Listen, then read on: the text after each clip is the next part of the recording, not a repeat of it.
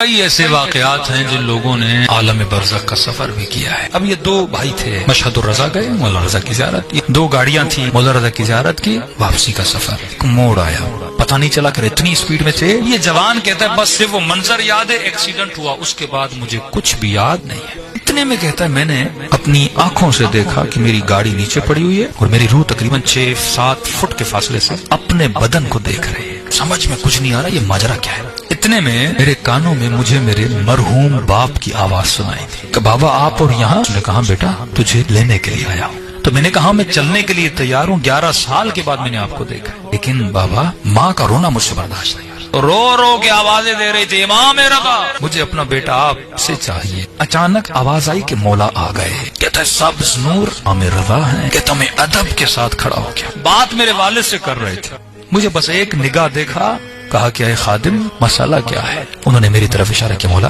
بیٹا مر چکا ہے۔ کہا پھر لے جاؤ اپنے ساتھ۔ کہا مولا یہ کہہ رہا ہے کہ مجھے اپنی ماں کا رونا دیکھا نہیں جاتا۔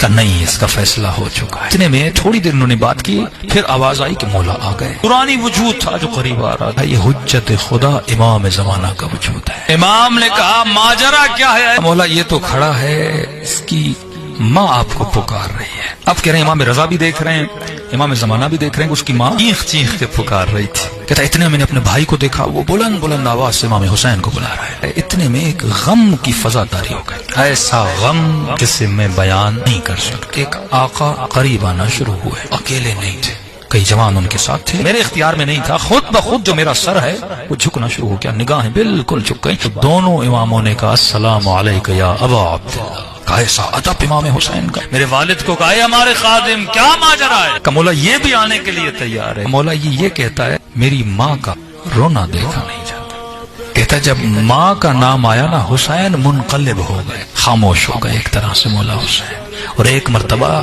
میری ماں کو امام حسین نے دیکھا ہوگا، امام حسین تھوڑا آگے بڑھے، دعا کے لیے ہاتھوں کو بلند کیا۔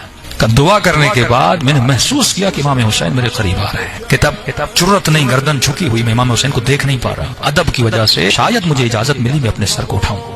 جیسے میں نے سر اٹھایا میری نگاہ مولا حسین کے چہرے پہ پڑی، تو یہ نگاہ ایک لمحے کی تھی، بس نگاہ پڑی، امام حسین نے کہا واپس چلا جا، تیری ماں کی خاطر ہم نے تجھے بھیج دیا۔ کہتا ہے خدا کی قسم ہے اگر پہلے حسین کے چہرے پہ نگاہ پڑتی میں پاؤں پکڑتا، مجھے واپس نہیں جانا، کیونکہ ایسا حسن ایسا سکون مولا حسین کے چہرے میں تھا، کون واپس آتا؟ لیکن زیارت بھی مجھے آخر میں کروائی تاکہ میں شاید یہ بول نہ پاؤں۔ میں نے جب آنکھ کھلی تو میں نے خود کو ہاسپٹل میں پایا۔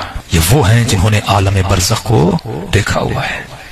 شاید یہ پیغامات ہمارے لیے ہیں کہ مومن دنیا سب کچھ نہیں ہے، اگر پردے ہٹ جائیں تو اس عالم کو دیکھ لے، ایک لمحے کے لیے بھی اللہ کی مخالفت نہ کرے، دنیاوی لذتوں کے لیے خود کو تباہ و برباد نہ کرے، اس جسم کو اپنا خادم بنا اور روح کے دانے کو ولایت کے درخت کے ساتھ تنومند بنا۔